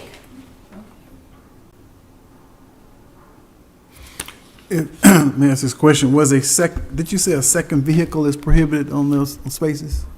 Like if they park their car to get in a truck and go places and come back and switch? That's not, no, we said sleeping in a vehicle is prohibited. Okay. I think the previous conversations that we had at the other request, they were able to, you know, if they needed to leave their car there to switch it out, I think that was fine. That's not something that we have in our supplemental use standards that prohibits it. Okay. How close proximity to the existing facility that's already been approved. How close is that? So if this is 86 lots, and as I recall, the other one's like 60-something lots, you got other existing, there's a lot of traffic. Yeah, so it's on the same street. I would say it's Quarter less mile, than half a half a mile, maybe quarter mile. Keep in mind though that you could have a different use that's developed here that could be more intense. You're gonna have a lot of trucks coming in and out. It is an industrial park, so who's to say that this doesn't become a warehouse distribution center and you've got semi trucks unloading and loading, at all hours of the day. So just keep that in mind. I understand your concern about traffic and trucks coming in and out, but with any use, especially in an industrial area, there may be more intense uses that could be developed there. It's in the cul-de-sac. Kind of. It's like a cul-de-sac that decided it was going to continue to keep going. So right now it's a cul-de-sac, but it's set up to go all the way. Yeah, well, it's a cul-de-sac, and then it goes down further, and then I think Southern Pipe is in that building that you see right here. Well, in the cul-de-sac, I mean, in the aerial, it's a cul-de-sac. There's no trees past, you can't go any further. West nor south. Got a building to the northeast, northwest, and then you got his property. Right here? Yeah. Yeah, That's the cul-de-sac, and there's trees south, and there's trees west. Yeah. So it's not developed, it's not paved at the end of that right now. So there would be no through traffic. Right. Not going through here. It's kind of come back up here to Sigmund Road. Yes. They can't go from east to west on East Park Drive. East Park Drive dead ends. Yeah, it's so, right. The dead end's right there at the property. Yes. No, so if you're looking here, so this is the property that's in question Right. that the applicant is requesting. Here is where there's a development here. I think it's 2082 East Park. Right. I think this is a fairly new development, maybe in the last 5 years or so. After here, it does dead end, and there is nothing here. So the trucks would be coming down here from Sigmund Road, coming down East Park, and then turning into the development here. Okay, well, it just looks like tree to me. Oh, you're talking about here? Yeah, no, that's just a shadow. Okay. That's the shadow of the trees, okay. It's the shadow of the trees, yes, sir. So it is all the way through Yes, to Eastview. except for when you get past the white building, then it dead ends. Right. And then that goes all the way up to Sigmund Road, to the light. Can the applicant identify what those other two buildings are? Or do you know what they are? Right here? Yeah, that one and the one to the left. The biggest one and the one you just pointed at. So No, this, no, this one that here? You know who they are? I'm not sure what building that is, or what business that is. Usually And they identify who they're just industrial uses. it just says industrial use, doesn't say who it is. Yeah, we didn't identify that. Can the applicant do that for us? He Okay. probably can tell He you what thinks- businesses He's they are. whispering, he thinks he can. Okay, well, Kind of like Maybe that he- little engine. All right. Any further questions for the city? All right, we'll hear from the applicant. If you'll state your name and address into the microphone. Yes, my name is Brent Fisher, and I represent this client. They own this little building beside it. Is this the one in question? Yes. Yes, that's DG Solutions. It used to be Dixie Graphics for years. That is a business that does medical transcripts Okay. and mail outs and stuff. What's the bigger one to the west? The bigger one here, Yeah. I believe that's a studio. I believe that's part of the studios in there. That's right Okay. there. But I'll get those for you. And then this is a big, I believe, a pipe company. It's a big one. Just past, just outside the picture, the road ends and there's nothing but trees. Okay. Back there in a bigger area. All righty. And if you look up north, if you have a bigger picture, up this way, there's nothing but trees and more industrial. That was the reason that in looking at it, we were seeing what would fit with the minimal impact, if any, on any residents. There's nothing close to it. It's totally surrounded by industrial. Okay. Excuse me. Sound like you got a, I've just got a tickle in my throat. It won't go away. This property, when we thought of this idea of doing a truck parking here, and I found out that there was already truck parking approved, I went and looked at the site that is approved, and the elevation from the road dropped significantly down, because I was thinking, am I going to be competing with somebody that's closer to that? And I looked at that site, and I thought that this site being slightly elevated above the road, we could very easily grade out and make it a much easier to get in and out. There are already semi-trucks going in and out of this now. Oh, it's not going to change the impact of what's going on here. I've been in contact with the pipeline. Yes, we can do parking on top of the pipeline. Probably not this. I'm sorry, my throat's. So we designed this to stay totally off the pipeline. If we were to do anything on the pipeline, it would take months of engineering going back and forth with the pipeline company to see what, if anything, that they would allow. I've read the guidelines, the fencing, the trees, the landscape to make it private where you can't see in what's going on is pretty intense. It requires lighting. It requires security cameras where we can see what's going on. I've talked with people that do these. This would not be a place for transient drivers that are going across country. There's two types of truck parking that I have found out. One is for people that are going cross country. They got to stop. They got so many hours. They have to sleep in their truck. They need amenities. They need restaurants, fuel, showers, stuff. And the other type is local drivers. That they come in, they get their truck, they leave their car, they go do their job, they come back, they park their truck, they get in their car, they go home. They don't need anything but a porta potty and a trash can. We're not building a building. We're not running any plumbing. We're not doing anything. This thing, I've been advised, you have trash dumpsters so they can throw their trash away. You provide porta potties, and you have those serviced at whatever the rate is, whether it's once a week, twice a week, every other day, so that the place stays clean, so you don't have trash all over the place, or you don't have people just peeing out beside their truck. If somebody's been on a trip, they get out of the truck. If they're in a bathroom and they got to go, they're going to go. So I've been told that that is the best way to operate something like this, to keep it clean, keep it neat, have the most minimal impact. The guidelines call for 40 feet of, I think, concrete coming in. That's a minimum standard, and then there's several different. Just reading through the guidelines of the truck parking that's required by the city of Conyers to meet all those standards. We came up, and I apologize if I may approach, and I can give each one of y'all, I had this design blown up so that one side is too small for me to look at. I called the guy back today and said, please blow that up and turn it the other way so we can try to see this thing and give a little better design.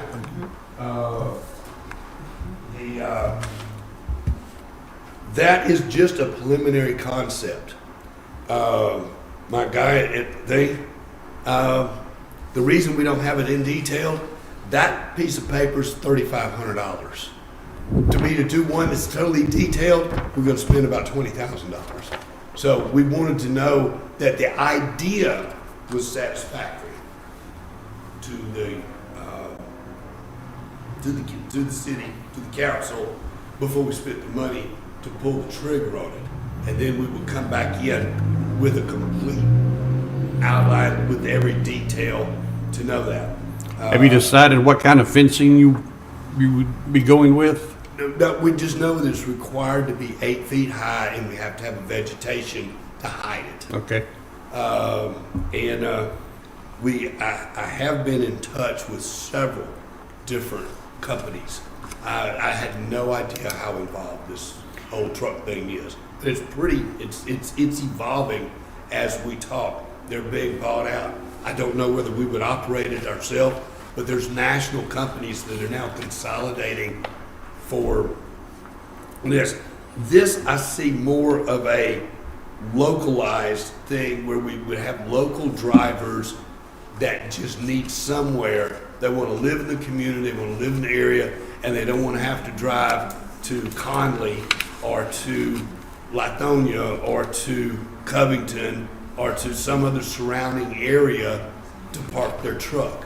I could see us ending up probably having 50 or 60 or more people that are just, this is local, this is where they keep their truck, they come in and they, Well, there are drivers that, you know, go cross country for the same type thing as a local guy does. Puts his car here, gets in his truck, goes and gets his pickups and goes across country, comes back, empties up, needs a place to put his trailer. Is that and still? we would welcome that. Yeah, okay. Absolutely, we would welcome that. What I'm learning is that guy that gets here and parks his car when he's going cross country, if he needs to stop, he's to just fill out he's drove all he can drive and he's got to have his rest hours. He's probably not going to come in here to rest to this type of facility. Unless he lives here. They're going to want amenities. They're going to want something. They're not going to want to stop that. In fact, that this has been recommended to not allow sleeping. So this is not where Right. someone is going to be coming in. It would be great if it would, but that's not what those people are looking for. So we're But not if that driver lives in the community, he can put his trailer here, get in his car, and go down the road to his house. absolutely. That's what I'm saying. You can have both types. There's even a situation where if you've got somebody you know you're going to be gone for 4 days, that you can lease out his spot while he's gone, and he gets half the money, and the company gets half the money. I've seen many different ways to work this, but it's what I see is that there's a need for truck parking and it's going to continue to grow. Yeah, you see them parked in the wrong spot a lot. All the time. Yeah. And I see them out in the country. I passed one on the way here that was, it had RVs and campers and trucks and everything. And it was just a chain link fence. You could see clear through it and see to the other side. Yeah. That's not how your ordinance is. Should we approve this, I would make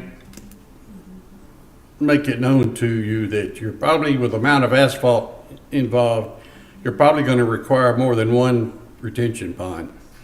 We already have a retention pond on the adjoining property that we have access to. Okay, all right. So that Well, the we have- stormwater, y'all can get with stormwater, figure that out, but you got a lot of asphalt, you're going to have some runoff. Yes, So, sir. be You are. prepared. And with the, I'm sorry, go ahead. No, I was just saying, you're gonna need to protect that stormwater in with your retention ponds, because that amount of asphalt, you're gonna have some surface area. And when the rains, you're gonna run it somewhere, so. Yes, sir. There was a question about the pipeline. And what I have found out in talking with the people at the pipeline is that you can't even cut 4 inches of dirt off the top of Right. it. You can't touch that pipeline without their approval. I followed the pipeline. I got on it and looked down, wondering what we could do. And there's parking lots between this property and I-20, several. One is at a church, one's at a hospital, or another medical facility that are right over. I found a building right on top of the pipeline. Well, guess what? The pipe company owns that building. I was wondering who in the world built on top of it. I thought that it's for probably the pipe control. So, in conversation with them, they realized that when you get into more areas, that they are more populated areas, that they needed to allow for parking on top of it. So they have provisions for that. And they said if we wanted to go in and go through the process, depending on the depth, it may not be suitable for big trucks to be there, but it may be suitable for residential cars like it is in other places, where it would be some area where we could have all the parking up here for semi trucks and for regular cars would be allowed to put there, so they're not having to fill up their space, or they can just park one car and get out. I don't know that that's even going to happen. This whole thing's evolving with the need for it, me trying to figure out what's the highest and best use of this property. I started to look at doing a building design to go across that backs up to that pipeline. That would be our next thing, for me to go back to them and do a concept design to build the biggest warehouse I could possibly build to put it there and figure out all the parking. And that would be the next thing to do. But then we looked at it and said, you know, truck parking might make the least amount of impact on the area and sue a need to put all these vehicles somewhere. Right. But anyway, that was our concept. So, Anybody got any more questions? So basically, the trucks will be in and out different times, and so. they come, yes, sir, they'll come in and out at 24-hour surveillance. There's technology now where we can tell who goes in, who goes out. Everybody has their own individual ID number. The technology is crazy accurate right now. I just had one question, because it's nothing you could do with the property to have two different access, or, you know, to get in or get out, because it's only one way in and one way out. Is that a mistake? There's only one way in, one way out of the road to get to it. There's no other, all of the properties before and after it has one way in and one way out. Yes, So I'm ma'am. just trying to say, because I could see a lot, it'd be like a traffic jam and trying to get out of there, you know, but that's fine. It's a pretty direct shot from there, just to go right back out to the 20. You can go east or west, it just whichever direction that you want to go to get on the location. And because by the time you get off of the road that the public typically travels on, you either work there or you're driving a semi truck to go down into this area. There's no other reason to be there. So it was the impact to the community was virtually zero. The trucks, they come off the freeway and they disappear somewhere. They're still disappearing somewhere.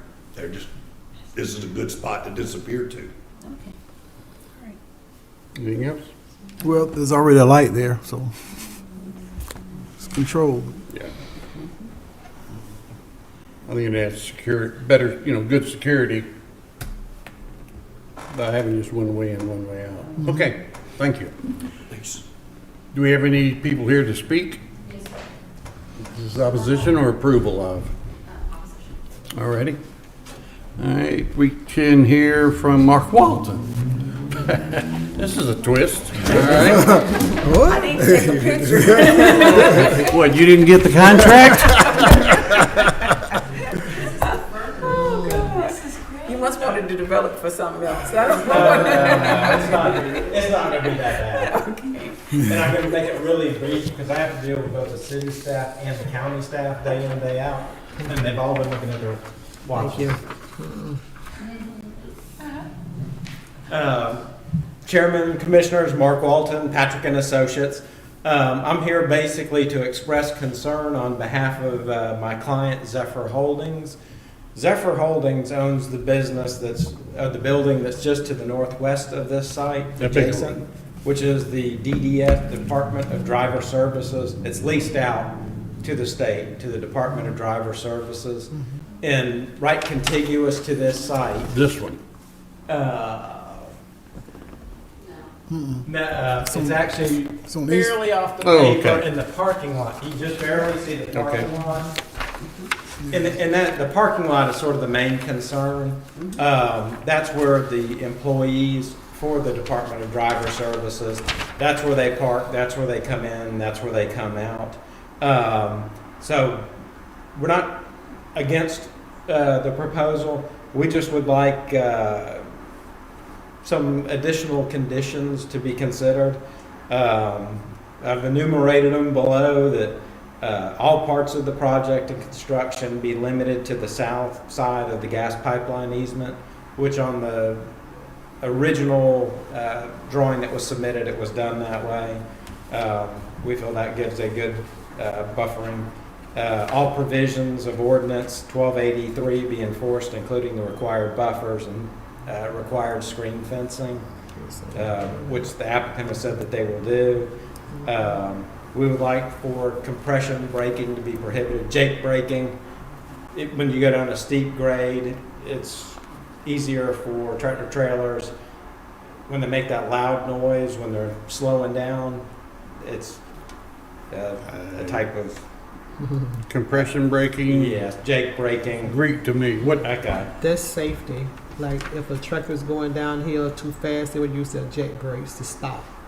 The air brakes. Yeah. The air brakes. Thank you. Uh, Compression braking is air braking. Yes, or Jake braking. There's a million terms for it. Yes, sir.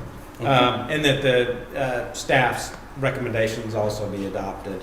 And we look forward to having a neighbor there. We would just like to protect the tenant that's already in the contiguous building. All right.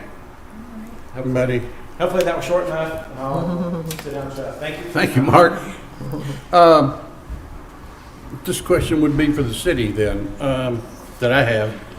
His item 2, that he's requesting all provisions of ordinance 1283. Do we have to, we wouldn't have to include that. You're gonna enforce 1283 regardless, right? Right, that's the supplemental use standards in 8792 for tractor trailer truck parking. Okay. So no, you can And I leave that think out because those are already going to apply regardless. Right, 12, the item 2 that he's asking for is gonna be automatic anyway. Yes. And I think the applicant has already indicated that number 1 would be complied with because, guess, they got too many rules and regs already. Yes. So really, the only one I think that we need to consider is the compression braking should be prohibited. And I don't know how we do that. That's what I'm saying, how you gonna regulate that? Yeah, I respect it, but how you gonna regulate it? yeah. Oh, just post it. Well, that's respectful. I've seen many areas where. Please step up to the mic. Mr. and- Chairman, if you'll allow. Go ahead, bring it up. Commissioner Duff. I've seen many areas where there's a sign on the side of the road that says, no Jake braking. Okay, Well, that's good then. put up plenty of signs then. Well, cool. Does that satisfy the Zephyr? Okay. All right, anything else of the city? Any questions of the city any further? Okay. Well, I think with Mr. Walton's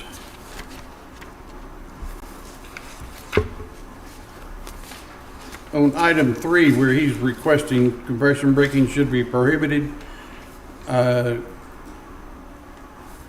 signage, compression braking should be signage. It should be somehow, I don't know how to word that. But signage for compression braking It's prohibited. should be on the property. Okay. All right. Y'all guys got any further discussion on this one? No, I'm clear on this one. All right.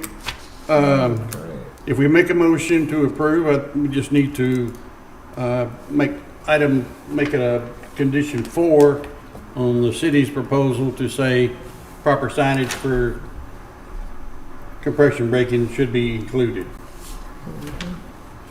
Does that meet with everybody's agreement? It does with me. Ernestine, Al? Yes, Yes. All right, I'm looking for a motion. Do I hear a motion? I make a motion to approve item C5, case 29/2024, ordinance 1403. And additional condition included, comprehensive braking signage adopted on the property. That would be item 4 added to the city's 3. Item 4 to be added. Okay.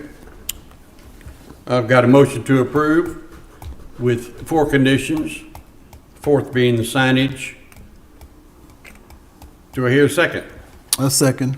We got a motion and a second. All those in favor say aye. Aye. All those opposed? None. So it's adopted or recommended for approval.